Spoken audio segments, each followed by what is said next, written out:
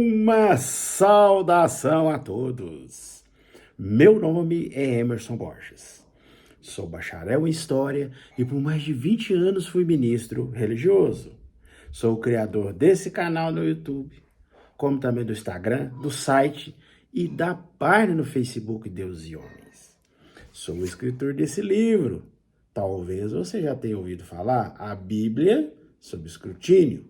E baseado no meu livro, toda semana, aqui nesse canal, nós fazemos um vídeo falando sobre um assunto profundo envolvendo relatos da Bíblia. E hoje nós vamos falar um pouco sobre a origem da história dos hebreus. O povo hebreu é o povo que deu origem aos judeus. Os hebreus tiveram como seu principal patriarca, e o primeiro, o famoso patriarca Abraão. Esse patriarca, ele, segundo a lenda bíblica, deu origem ao povo hebreu. Com o tempo, com o desenvolvimento das lendas e mitos desse povo hebreu, chegou a uma situação em que esse povo se dividiu em 12 tribos, chamado de as 12 tribos de Israel. Na realidade, um neto de Abraão, chamado Jacó, que segundo a lenda bíblica teve uma luta com Deus, ou conforme alguns religiosos falam, com um anjo de Deus.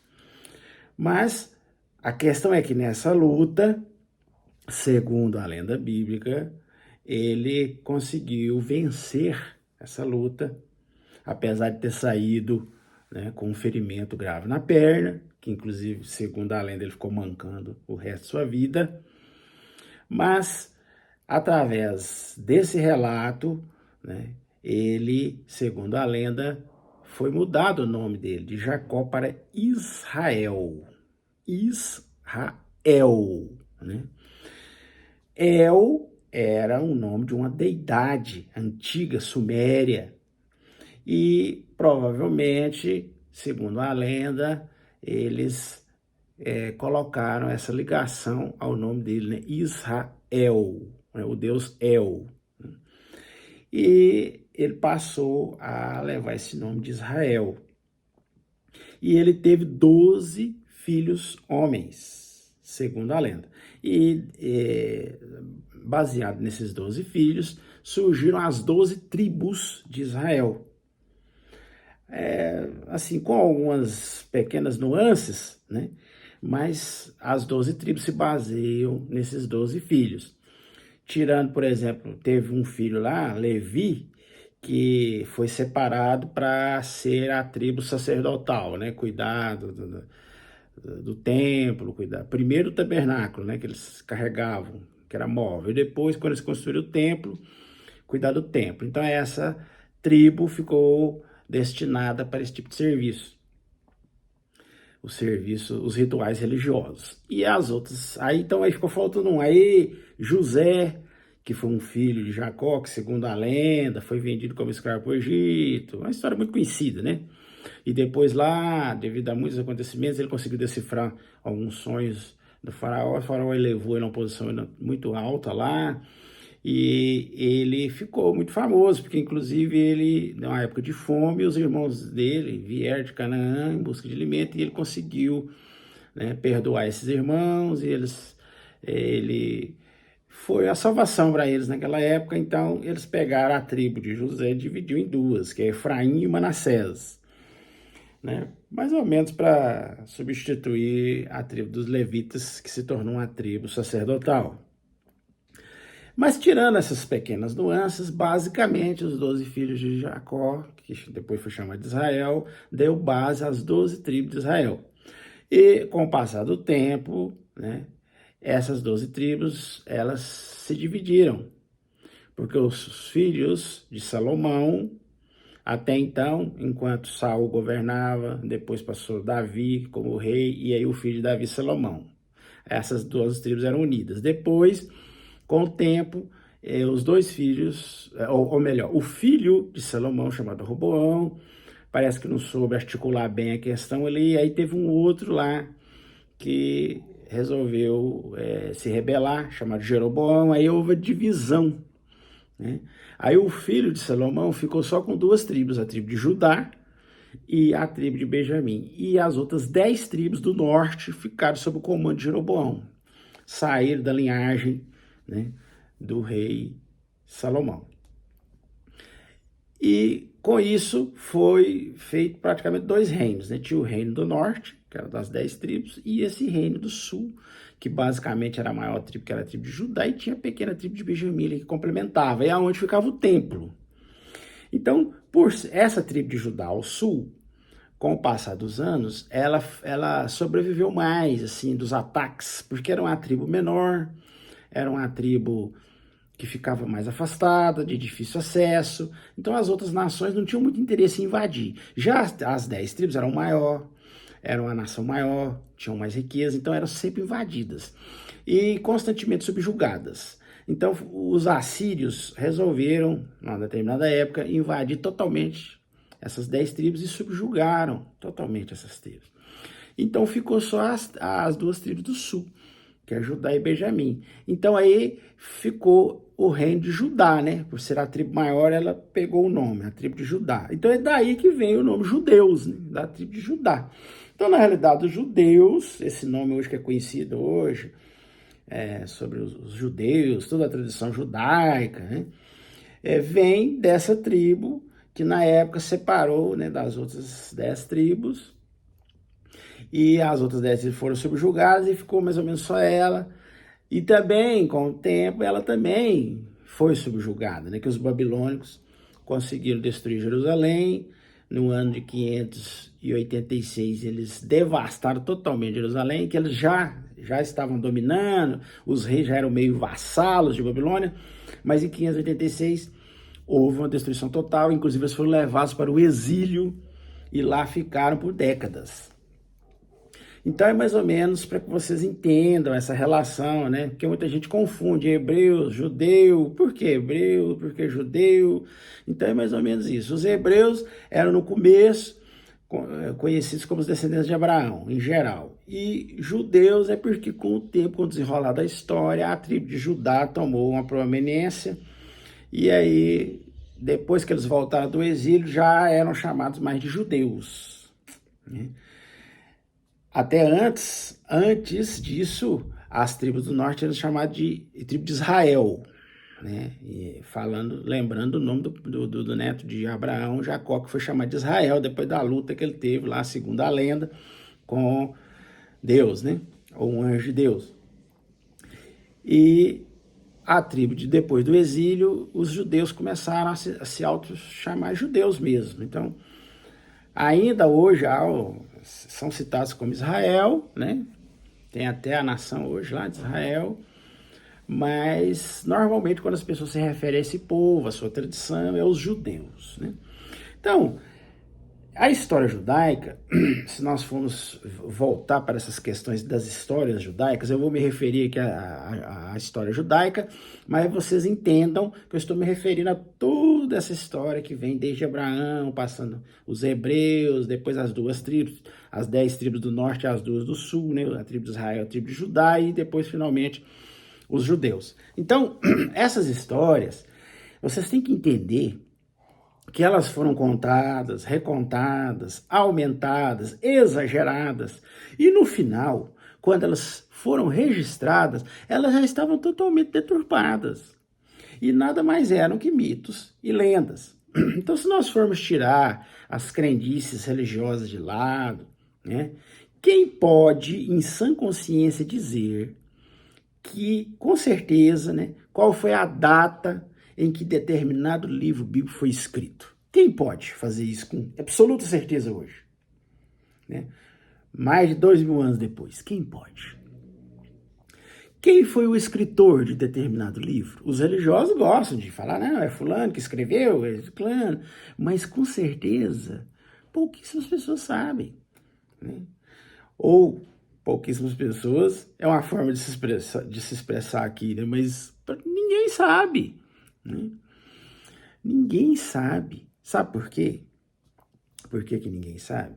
Porque isso são escritos de milênios atrás, de épocas remotas, tempos tão antigos que a própria escrita estava nos seus primórdios. A própria escrita não tinha evoluído ainda. Segundo os religiosos mais fundamentalistas, eles afirmam que a Bíblia começou a ser escrita por Moisés lá no meio do deserto, no Monte Sinai, que ele subiu lá e recebeu na pedra, né, nas pedras, os 10 mandamentos. Mas quem pode, com certeza, afirmar isso hoje? Quem pode afirmar isso com certeza? Muitos até chegam a dizer que nessa época, Moisés ali depois que recebeu os 10 mandamentos, ele arrumou lá materiais e foi escrevendo ali, começou a escrita dos primeiros livros da Bíblia, do Gênesis, Êxodo, Número, Deuteronômio, Levítico. Então, diz que foi Moisés que escreveu todo o Pentateuco, que são os primeiros 5 livros da Bíblia, que na cultura judaica é chamada de Torá, ou a lei.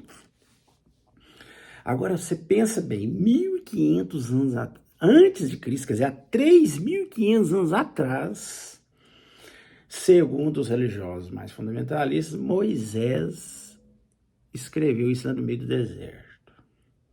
Agora eu pergunto para vocês, como que uma pessoa pode afirmar isso hoje?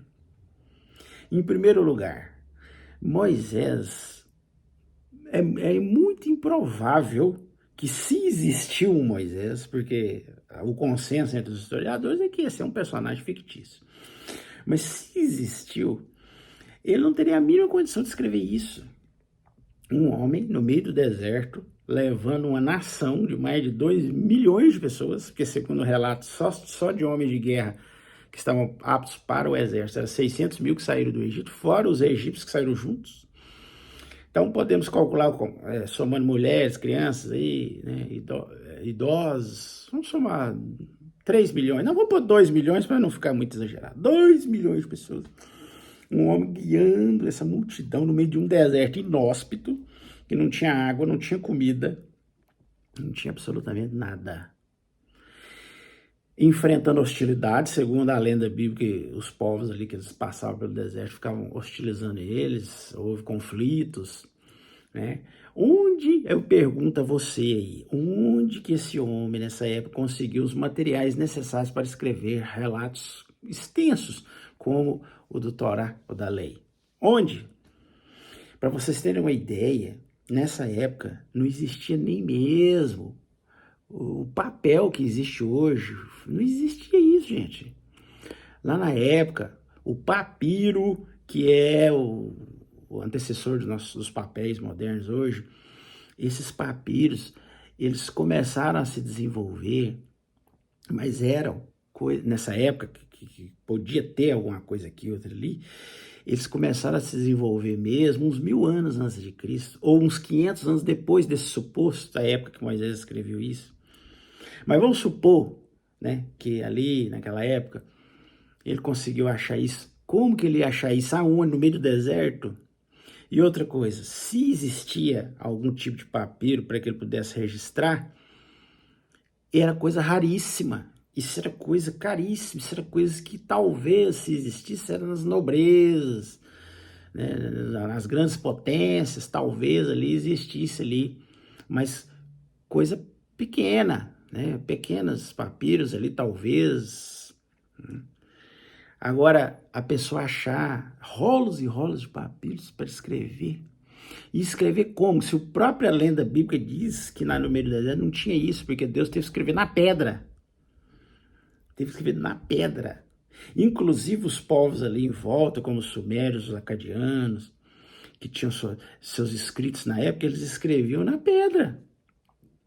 Por exemplo, tem um achado arqueológico muito importante, que foi achado na época, que remonta a uns 2000 anos antes de Cristo,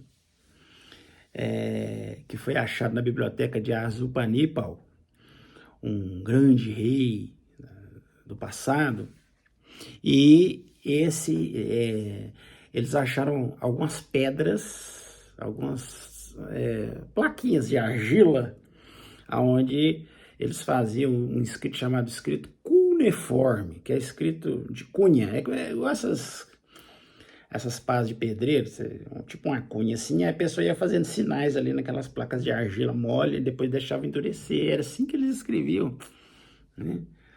Os antigos egípcios escreviam em paredes, nos templos, né? Se existia alguma coisa em papiro, era raríssimo, era coisa rara. Existia coisa cara, coisa complicada, que só os ricos escribas, as pessoas da nobreza que tinham acesso, e era uma coisa muito rara. E outra coisa também, na época, os primeiros escritos, nessa época, eram escritos simples, eram escritos tipo os escritos cuneiformes, que é em forma de cunha, que você fazia no barro, ou escritos hierógrafos, que são formas primitivas de escrever. A pessoa escrevia desenhos, assim, escrevia um boizinho, escrevia uma pessoa arando a terra, depois esses símbolos foram ficando mais simples, e à medida que eles iam simplificando isso aí, eles foram criando alguns sinais que eles entendiam ali como significando alguma coisa. Por exemplo, em vez de desenhar um boi, fazia só assim uma cabecinha com um chifrinho, ou senão, né? Aí a pessoa já entendia. Então, são os escritos hierógrafos, que era quase que desenhado uma coisa, sinais que foram sendo simplificados. Hoje, os arqueólogos, os paleontólogos, os historiadores, as pessoas que ficam olhando esses escritos antigos, egiptólogos, eles têm uma grande dificuldade de interpretar esses escritos, porque eram escritos totalmente diferentes, eram escritos simples, escritos ali bem rudimentares, né? Então, como que Moisés conseguiu escrever relatos tão complexos, tão grandes, igual está nos primeiros 5 livros da Bíblia, numa época que ele não tinha os materiais necessários, ele estava numa região inóspita, ele estava liderando 2 milhões de pessoas, enfrentando inimigos, enfrentando a hostilidade dos povos ali, as intempéries, um povo que reclamava constantemente, que estava sempre queixando. Como que ele teria cabeça, condições, materiais e até mesmo um alfabeto para que ele pudesse colocar escritos tão complexos, ali desenvolver aquelas narrativas complexas? Eu pergunto a vocês, como que Moisés conseguiria registrar esses relatos? O alfabeto, ele começou a desenvolver seus primeiros passos ali com os fenícios. Por volta de 1400 até 1000, né? Eles começaram a fazer os primeiros esboços de um alfabeto, que ficou plenamente desenvolvido por volta do ano 1000. Então, como que Moisés, em 1500, poderia escrever relatos, narrativas tão complexas, com frases tão robustas, sendo que nenhum alfabeto ainda existia na época? Nenhum alfabeto. Depois, os gregos adotaram esse alfabeto fenício e desenvolveram eles um pouco mais. Desenvolveram esse alfabeto em torno do século IX a.C. Os etruscos, no século VIII, adotaram o alfabeto grego e espalharam pela Itália. E aí os romanos adotaram esse alfabeto etrusco, né? E praticamente definiram as letras como são usadas hoje. Então, assim, esse processo foi um processo longo, demorado, né? E que foi se desenvolvendo durante séculos. E, conforme nós vimos, na suposta época que Moisés escreveu o Pentateuco, o Torá, os primeiros 5 livros da Bíblia, nem um alfabeto ainda existia, nem mesmo um alfabeto minimamente complexo para que se escrevesse relatos, né, tão interessantes, tão complexos como a gente vê, né, nos livros do Pentateuco, né, que é o Torá, os primeiros 5 livros da Bíblia. Assim sendo, seria uma ingenuidade muito grande da nossa parte achar que realmente foi esse suposto Moisés que escreveu os primeiros 5 livros da Bíblia em 1500 a.C., lá no meio do deserto, sendo que todas as evidências são contra isso, né? Ele não tinha condição, não tinha material, não tinha nenhum alfabeto complexo para escrever esses relatos, né, essa narrativa, né? Ele não tinha condições, né? E ele não tinha nada, não há como, né? Que material ele ia usar? Que língua ele ia usar? Como que ele ia escrever se nem alfabeto existia? Para escrever relatos tão complexos assim? Sendo que os registros da época eram até feitos em tábuas de barro ainda, ou se não em desenhos bem simples de hierógrafos. Como que ele ia escrever relatos tão complexos assim? Então há uma unanimidade entre os historiadores que o relato do Pentateuco, o registro de Gênesis, de Êxodo, os primeiros livros da Bíblia, né? Deuteronômio, Levítico, Números, eles começaram, os primeiros esboços começaram a ser feitos já por volta do século VII antes de Cristo, ano 800, anos 700, antes da nossa era, né? Provavelmente no reinado do rei Josias, que ele tentou restaurar uma adoração monoteísta lá em Israel, e ele provavelmente reuniu alguns escribas, e aí já havia um reinado estabelecido, já por alguns séculos, já havia alguns escribas, eles já tinham algum material que eles poderiam usar, alguns papiros, né? Eles tinham já um alfabeto que eles poderiam, né, colocar esses relatos, né? E ali começou os primeiros esboços, aí eles reuniram aquelas lendas, semilendas, porque até então tudo era passado pela tradição oral, ia passando de pai para filho, neto, bisneto, ia passando aquelas histórias lendárias, lendas e semilendas, que eram absorvidas de outras nações ali em volta, que se a gente olhar a mitologia dos sumérios, dos acadianos, dos babilônios, dos assírios, tem muita coisa semelhante com as histórias da Bíblia, e eles foram fazendo essa coxa de retalhos ali, e começaram os primeiros esboços do que conhecemos hoje como a Bíblia. E com o tempo depois que eles foram para o exílio, também teve mais um esforço nesse sentido de registrar as histórias. Depois que eles voltaram do exílio, reconstruíram o templo, também eles continuaram. Inclusive, eu já falei em outros vídeos, né, que se a gente olhar a maneira como foi escrito, o estilo, a gente vai ver vários trechos que são de um estilo, vários trechos que são de outro. Provavelmente foram escritos por pessoas diferentes, em épocas diferentes. Até os especialistas dividem, né? Por exemplo, os escritos javistas, que provavelmente foi na época de rei Josias, escrito por escribas do reino de Judá, do reino do sul, das duas tribos, né? Benjamim e Judá, que era conhecido como tribo de Judá, o reino de Judá. Tem a narrativa eloísta, que já é das tribos do norte, das 10 tribos do norte, que era chamada tribo de Israel, uns 100 anos antes, né? Antes deles serem subjugados pelos assírios, talvez eles também fizeram alguns relatos, começaram a tentar escrever algumas lendas e semilendas. Já no exílio tem a narrativa que eles chamam sacerdotal. Depois do exílio tem a narrativa deuteronômica. Então, você vai notando as diferenças, os relatos, a maneira das narrativas. E depois, no final, eles tentaram fazer essa coxa de retalhos, né? Colocando tudo junto. E é o que a gente vê hoje, que é o que encontramos nas nossas mãos, que são a Bíblia atual, né, que as pessoas têm.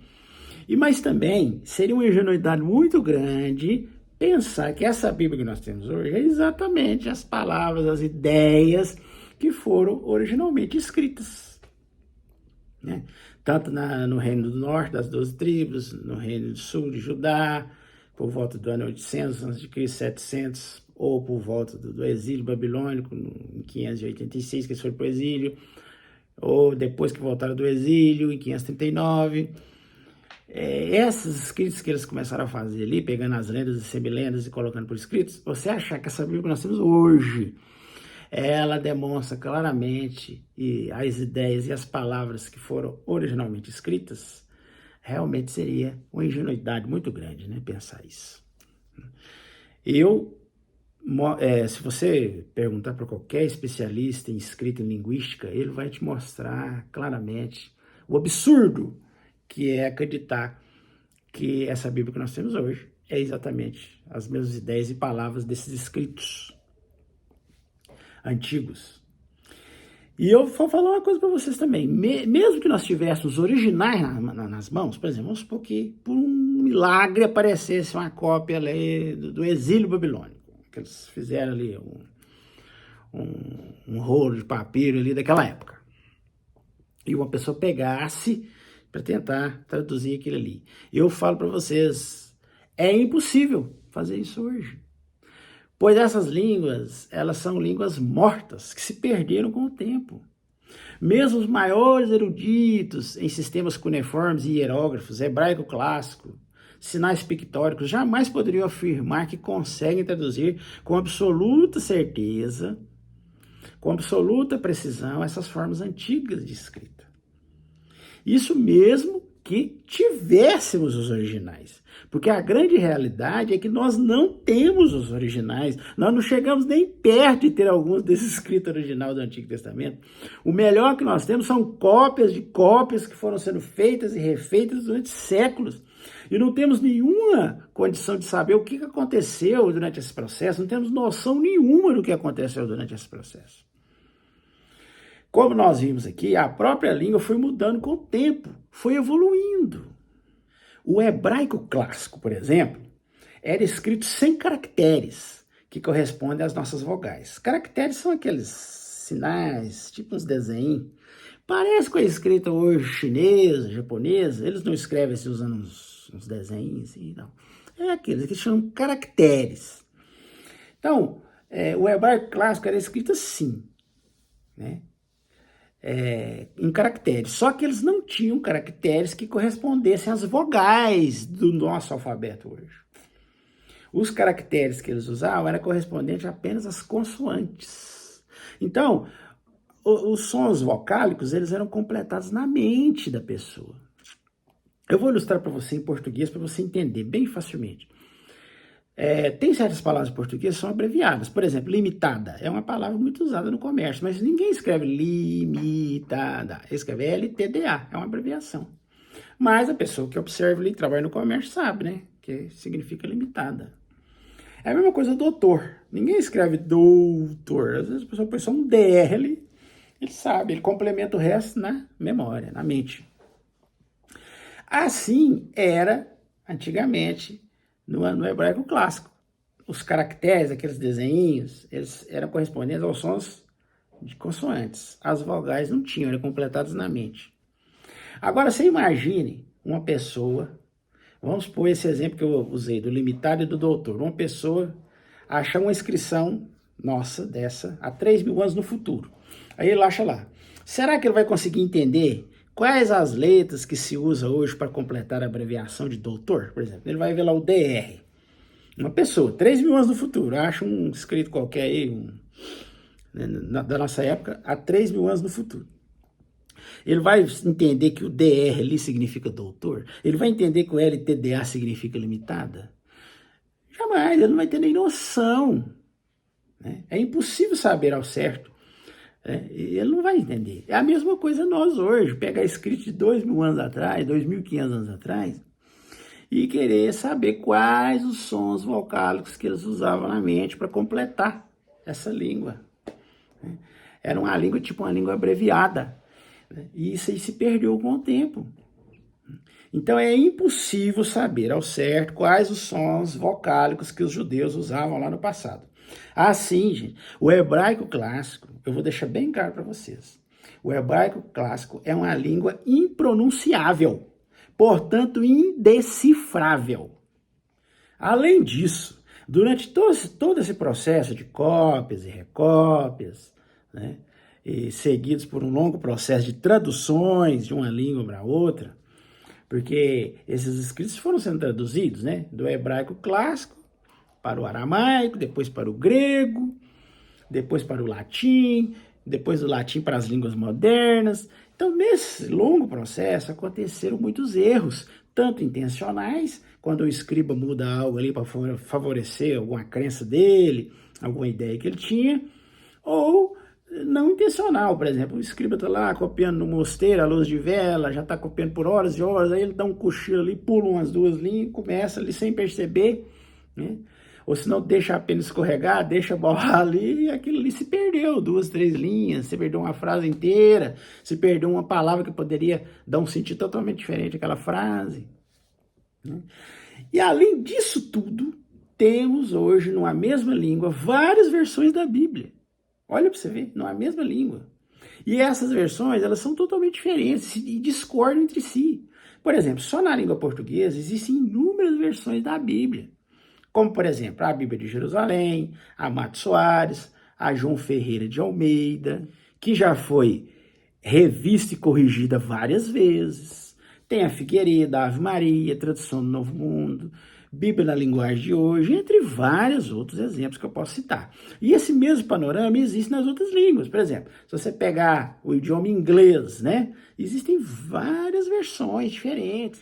E essas versões, nessas línguas modernas, todas têm diferenças abissais, diferenças enormes, gritantes. Eu vou citar alguns exemplos aqui só na nossa língua, que é a língua portuguesa, que é o que a gente tem mais acesso hoje, a gente entende melhor, só para vocês terem uma noção. Mas esses mesmos problemas existem em todas as línguas, espanhol, italiano, inglês, alemão, em todas. Mas, por exemplo, a versão aqui em português, né? A versão Mato Soares e Ave Maria contém 73 livros que são considerados inspirados por Deus. Já as traduções do Novo Mundo, João Ferreira de Almeida, Bíblia de Jerusalém, Figueiredo, Bíblia da Linguagem de Hoje, tem só 66 livros. Os demais são considerados apócrifos, ou como eles dizem, não inspirados por Deus, porque teve uma briga lá no século XV, que os protestantes brigaram com os católicos, e cada um defendeu sua versão. Os católicos tinham 7 livros a mais, os protestantes, né, que resolveram descartar esses livros. Então, com essa briga danada, cada lado apoia seu ponto de vista, fala, não, os 7 livros que as Bíblias católicas têm são inspirados, os evangélicos, os protestantes falam que não. E cada um puxa ali um manuscrito antigo para dar, né, respaldo às suas escolhas, dos seus livros. E cada um defende o seu lado. E nessa brincadeira aí, você pega uma Bíblia, você tem um livro ali inteiro, não só 7 livros inteiros, que para muitos estão lendo ali a pura e limpa palavra de Deus, e na outra Bíblia eles nem existem, esses livros. A João Ferreira de Almeida, a Bíblia de Jerusalém e a Tradução do Novo Mundo, por exemplo, elas usam alguma forma do tetragrama hebraico que os judeus usavam como nome de Deus, que é o YHVH. E visto que o hebraico clássico não usa caracteres que correspondem às vogais, que nós usamos hoje no português, como eu já expliquei, né, eles acrescentavam na mente, decoravam, né? E hoje não se sabe quais sons vocálicos eles usavam, eles tentam ficar encaixando vogais aí nesse tetragrama para tentar achar o nome que os judeus, lá no passado, há 500, 600, 700 anos antes de Cristo, eles chamavam o Deus deles. Aí uns põem, né, é YHVH, o H praticamente não faz diferença nenhuma, então você põe o Y e o V, né, aí um põe assim, o Y, aí põe um A, aí fica IA, aí o V e o E, Iavé, pronto. Aí muitas Bíblias põem ali e diz que é o nome que os judeus chamavam. Outros já colocam que o Y tem mesmo som de J, aí outros preferem Javé, outros já põem Jeová, quer dizer, outros já põem com H, outros põem sem o H. Então, fica essa bagunça e ninguém sabe ao certo, mas eles ficam tentando, né? Tentando alguma maneira para colocar ali em suas traduções, mas cada um coloca de uma forma. Algumas versões colocam essa forma que eles resolveram criar lá, né? Colocaram uma vogal ou outra lá, seja Javé, Iavé, Jeová, colocam em alguns lugares, 3, 4 lugares ali, onde tinha o tetragrama antigo. Outros colocam em dezenas de lugares, outros chegaram a colocar 7.000 vezes na Bíblia. Então, um nome que em algumas Bíblias você acha 7.000 vezes, outros você acha 3 vezes, 4, outros você não acha em lugar nenhum. Tem versões que resolveram tirar totalmente esse nome, visto que é uma confusão danada, eles falaram assim, não, vamos tirar isso e pôr aí um Senhor aí, tá bom. Ou um Elohim, um Adonai, sei lá. Então, olha que confusão que eles fazem nas várias versões que existem na nossa língua portuguesa. E isso também é um tipo de discussão que não leva a nada, né? Você vê, os religiosos ficam aí nessa discussão ferrenha por um nome que os judeus talvez invocavam. Como que era que eles invocavam o Deus deles lá 500 anos antes de Cristo, 2.500 anos atrás? Seja Javé, seja Jeová, seja Yavé, seja lá que for, né? A maioria dos religiosos, eles são conscientes que a deidade deles, o Deus deles, não é tão grande que não engloba num nome, que um nome vai englobar, né, a deidade deles. Então, isso é um assunto totalmente sem importância, né? Tanto faz, né? Como que os judeus chamavam o Deus deles lá há 2.500 anos atrás, né? A gente, se para os religiosos, né, para eles, né, que acreditam num ser superior, criador de todo o universo, todas as galáxias, todo o cosmos, você vai resumir um ser desse num nome, é uma coisa totalmente sem sentido, sem nexo. Outra coisa também, algumas traduções colocam certos versículos, enquanto outras consideram tais versículos espúrios, quer dizer, acréscimos de algum copista para apoiar determinada doutrina ou introduzir algum ponto de vista pessoal. Assim, para que não haja uma diferença de um versículo de uma para outra, porque a Bíblia toda, eles colocaram uma numeração, né, para facilitar a localização, eles colocam capítulos, versículos. Aí, quando chega nessa parte desse trechinho lá, que algumas traduções acham que aquilo ali é um acréscimo, é uma coisa espúria, uma coisa que foi acrescentada, que não é a original, eles põem um traço. Um traço. Então, pode acontecer de você estar lendo a Bíblia ali, achando que está lendo a pura e limpa palavra inspirada de Deus, aí de repente você chega lá, em tal livro, capítulo, tal versículo, tal, tá lá, um trecho lá, que, dito inspirado. Na outra Bíblia tem um traço, quer dizer, que não tem importância alguma. Ou às vezes você corre o risco de ler uma Bíblia, você está no Salmo 37, e na outra não é o 38, porque eles tentaram manter uma uniformidade nisso aí, mas mesmo assim ainda houve discrepâncias nessa divisão de capítulos e versículos, né? Então, você fica ali lendo uma Bíblia, está no capítulo 37, às vezes o outro está no capítulo 38, às vezes o outro falta um capítulo que não tinha, às vezes eles uniu dois capítulos num, às vezes você chega num trecho lá, tem numa Bíblia, está lá no outro, é só um traço, né? Então, quer dizer, isso não é só na língua portuguesa, não. Se você for fazer uma análise profunda das versões em espanhol, italiano, inglês, alemão, você vai achar também diversas contradições, diversas incoerências, né? Trechos totalmente diferentes, antagônicos. É interessante que determinados trechos, que há essas confusões, essas diferenças, isso causa uma polêmica enorme, por exemplo. Tem certas versões da Bíblia que eles colocam um determinado trecho de uma forma para favorecer a sua doutrina, a maneira como ele crê, como ele entende a Bíblia. E outros já mudam para favorecer uma outra maneira de interpretar, um outro dogma totalmente diferente. Por exemplo, eu vou dar um exemplo, 1 João 5, 7, 8. Em algumas Bíblias, você vê lá que eles põem assim, são 3 os que dão testemunho, o Espírito, a água e o sangue, esses 3 estão de acordo, né? Então, esse trecho aí, várias denominações religiosas que não acreditam na Trindade, eles traduzem dessa forma. São 3 que dão testemunho, o Espírito, a água e o sangue, né? Já as denominações que acreditam na Trindade já vertem de outra forma. Por exemplo, como a João Ferreira de Almeida, ela fala assim, são 3 que dão testemunho, o Pai, a Palavra, que no caso eles falam que é Jesus, e o Espírito. Esses 3 são um.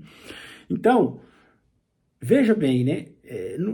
Você entende agora por que os trinitaristas adoram verter da segunda maneira nas suas versões, e os que não gostam da Trindade, não aceitam a Trindade, adoram verter da primeira maneira. Por quê? São maneiras que dão uma interpretação totalmente diferente, né?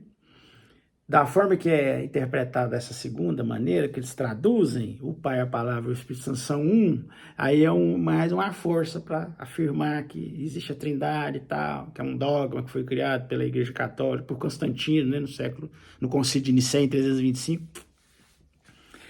que eles determinaram a divindade de Jesus. Já outros, que já são mais da linha de Ário, né, que era também um filósofo da época, que ele era Isso, né? Ele não acreditava na Trindade, não acreditava na divindade de Jesus, mas que Jesus era apenas um anjo, um filho, apesar de ser o primogênito de Deus, a primeira criatura que Deus criou, mas não é o próprio Deus, é um ser criado por Deus. Então é essa baderna teológica, essa brigaiada entre trinaristas e antitrinaristas, e aí eles passam para as versões, né? Quem é trinarista prefere a versão que fala o Pai, a Palavra e o Espírito Santo. Quem é antitrinitarista prefere o Espírito, a Água e o Sangue.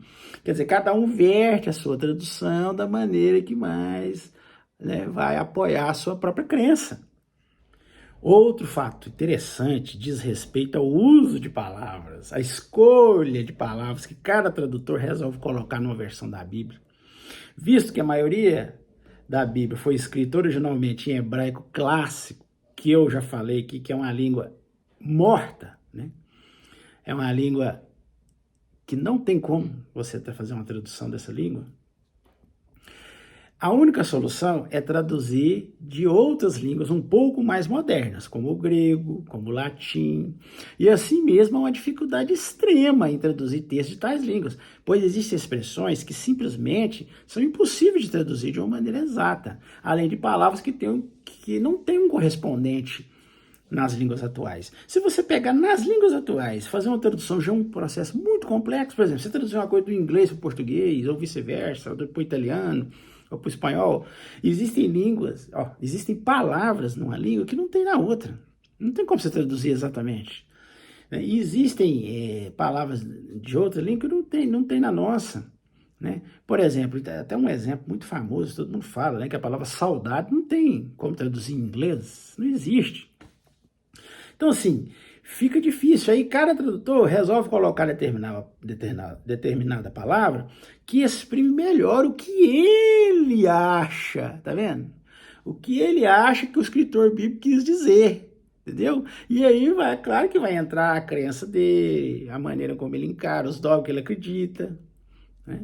Então, por causa disso, você lê determinado trecho bíblico numa versão e chega numa conclusão. Já na outra, você lê o mesmo trecho e chega em outra conclusão totalmente diferente. Isso acontece porque a maneira como o tradutor resolveu traduzir, a escolha de palavras, as expressões, influencia muito a maneira de nós entendermos um texto. As línguas, elas diferem não só na gramática e na etimologia, mas também no modo em que as ideias são construídas numa sentença. As pessoas pensam de maneira diferente.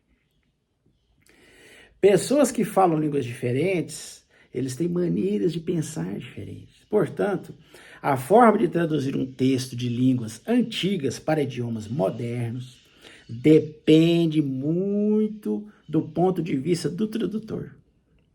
É por isso que hoje vemos tantas religiões completamente diferentes nos seus ensinos, né, que afirmam basear sua doutrina na Bíblia. Todas as religiões dizem que são baseadas na Bíblia, mas você já viu tanto que elas são diferentes?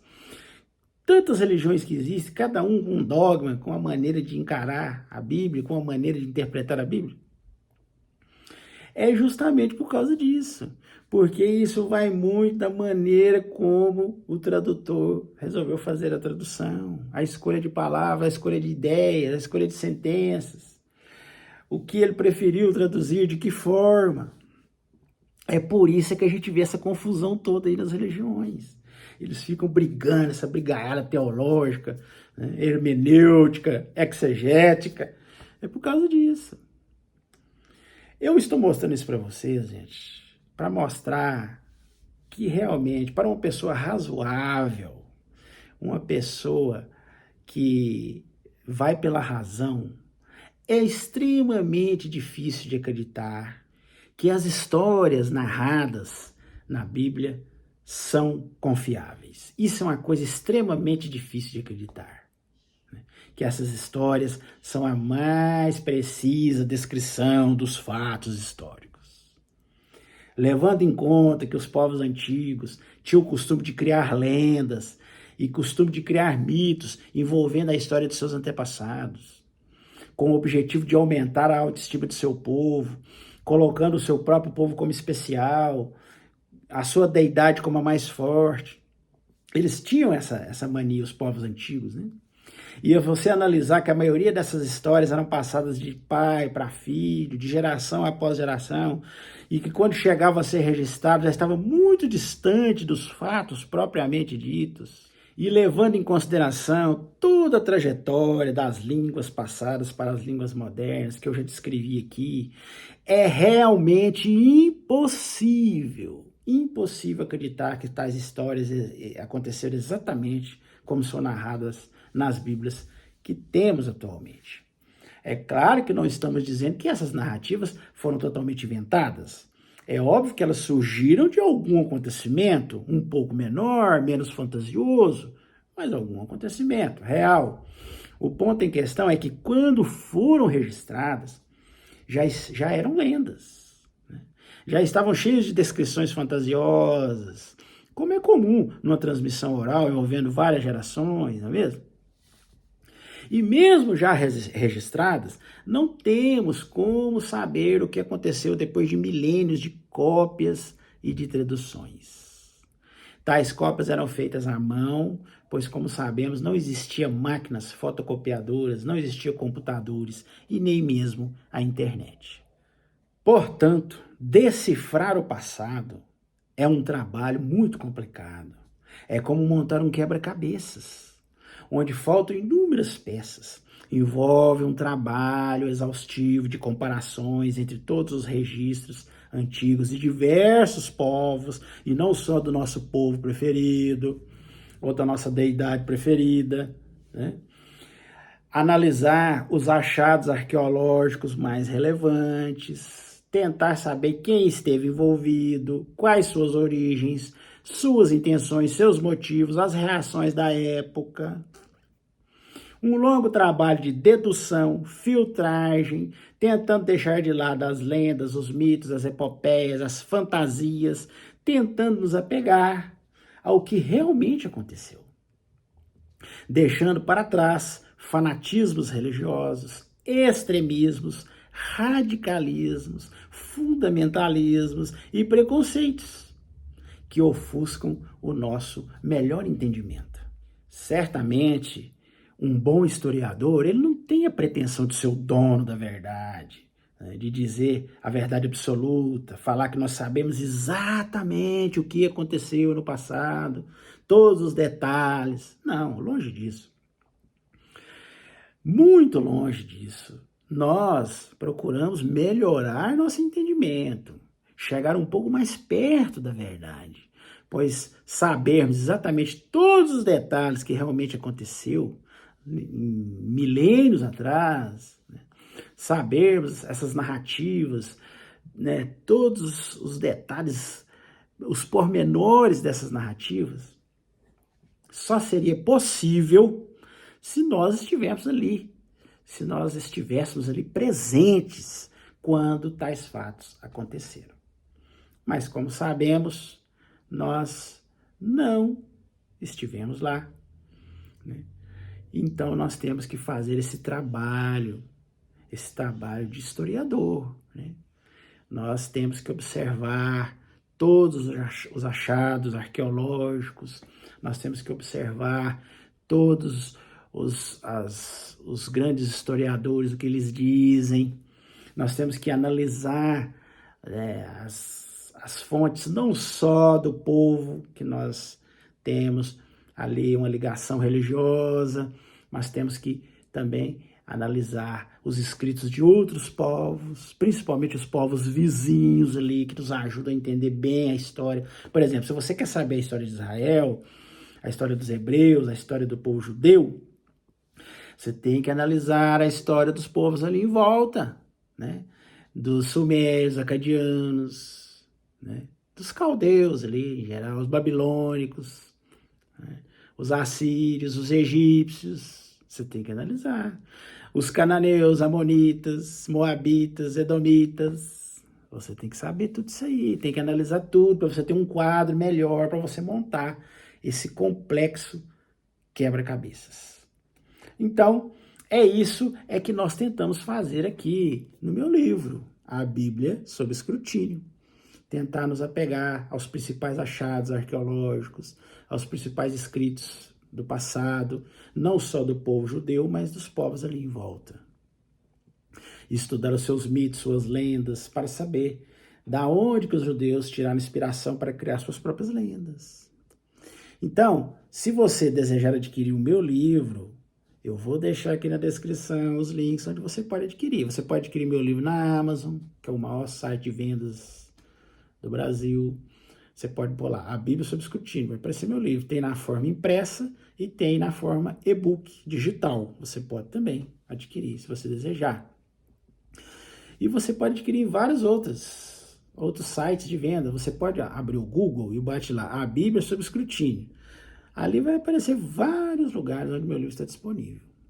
E você pode adquirir diretamente comigo. Eu vou deixar aqui o meu WhatsApp. Você pode mandar uma mensagem falando que você tem interesse em adquirir diretamente comigo. Eu vou explicar para você como que nós vamos fazer, né? E eu vou enviar o livro para você. Você vai mandar um endereço para mim, eu vou enviar o livro para você. Então, está fácil. Você pode adquirir também no meu próprio site, Deus e Homens. Eu vou deixar tudo aqui na descrição, ok? Bom, no mais, esse era o assunto que nós iríamos tratar hoje. Se você gostou aí do assunto, chegou até aqui, porque você gostou, hein? Então, dá um joinha aí pra nós. Não esquece de dar o joinha, não esquece de se inscrever em nosso canal. Comente aí, compartilhe, entendeu? Porque isso aí é que ajuda a gente a crescer mais, aos nossos vídeos alcançar mais pessoas.